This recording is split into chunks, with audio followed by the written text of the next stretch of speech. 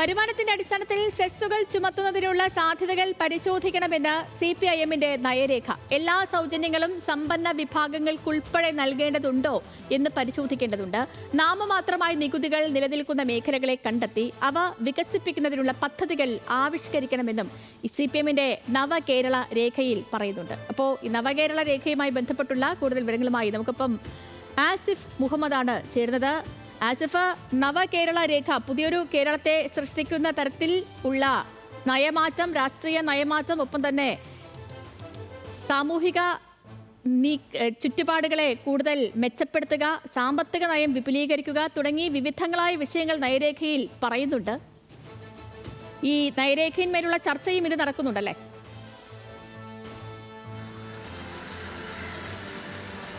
സേതു, തീർച്ചയായും 6 ഭാഗങ്ങളുള്ള നയരേഖയാണ് ഇന്നലെ സമ്മേളനത്തിൽ പിണറായി വിജയൻ അവതരിപ്പിച്ചത്. 6ാം ഭാഗത്താണ് ഇനി എന്താണ് അതിൽ 5ാം ഭാഗത്താണ് ഇനി എങ്ങനെയാണ് ഈ ഒരു സംസ്ഥാനം മുന്നോട്ട് പോകേണ്ടത് എന്നുള്ള ഒരു കൃത്യമായ പദ്ധതികളും ആലോചനകളും നടക്കുന്നത്. അതിൽ ഈ നിക്ഷേപ സമാഹരണവുമായി ബന്ധപ്പെട്ടുള്ള ഒരു കൃത്യമായ പദ്ധതി, അതിൽ ഏതൊക്കെ തരത്തിലുള്ള ആലോചനകൾ ഉണ്ടാകണമെന്ന് സംബന്ധിച്ചുള്ള വിശദമായ ഒരു പ്രതിപാദ്യം തന്നെ ഉണ്ട് എന്ന് നമുക്ക് പറയാൻ കഴിയും. ആ ഒരു ഘട്ടത്തിലാണ് ഈ വരുമാനത്തിനനുസരിച്ച് സെസ് പിരിക്കുന്ന അടക്കമുള്ള നടപടികളിലേക്ക് കടക്കണം എന്നുള്ള കാര്യമടക്കം ഇതിൽ സൂചിപ്പിക്കുന്നത്. അതിൽ പ്രധാനമായും ഇങ്ങനെ തന്നെയാണ് പറയുന്നത്. വിഭവ സമാഹരണത്തിന് പുതുവഴികൾ നമ്മൾ തേടേണ്ടതുണ്ട്. ജനങ്ങൾക്കിടയിൽ തന്നെ പലതരത്തിലുള്ള നിക്ഷേപമുണ്ട്. ആ നിക്ഷേപങ്ങൾ സ്വരൂപിക്കാനും അത് സംസ്ഥാനത്തിൻ്റെ വികസനത്തിനായി ഉപയോഗപ്പെടുത്താനും കഴിയണം. എല്ലാ സൗജന്യങ്ങളും സമ്പന്ന വിഭാഗങ്ങൾക്കടക്കം നൽകേണ്ടതുണ്ടോ എന്നുള്ള കാര്യം പുനരാലോചിക്കേണ്ടതുണ്ട്. വരുമാനത്തിൻ്റെ അടിസ്ഥാനത്തിൽ ജനങ്ങളിൽ നിന്ന് സെസ്സുകൾ ഏർപ്പെടുത്തുന്ന തരത്തിലുള്ള നടപടികളിലേക്ക് പോകണം. അത് സംബന്ധിച്ചുള്ള വിശദമായ ആലോചനകളും തീരുമാനങ്ങളും ഉണ്ടാകണമെന്നുള്ള കാര്യം പറയുന്നു.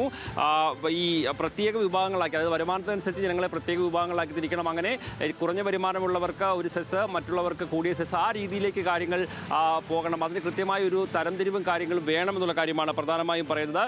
അതോടൊപ്പം തന്നെ ഈ നാമമാത്രമായ നികുതികളടക്കം നിലനിൽക്കുന്ന പല തരത്തിലുള്ള മേഖലകളുണ്ട്. അവയെ കണ്ടെത്തി അവ കാലാനുസൃതമായി വർദ്ധിപ്പിക്കുന്ന അനുസരിച്ച് അടക്കമുള്ള കാര്യങ്ങളിലേക്ക് കടക്കണമെന്നുള്ള കാര്യവും ഈ നയരേഖയിൽ കൃത്യമായി എടുത്ത് പറയുന്നു. ലീസുകളും മറ്റുമായി സംസ്ഥാന സർക്കാരിന് കിട്ടാതിരിക്കുന്ന ഒരുപാട് വരുമാന മാർഗങ്ങളുണ്ട്. അതെല്ലാം കൃത്യമായി പിരിച്ചെടുക്കുന്ന അടക്കമുള്ള നടപടികളിലേക്ക് കടക്കണം.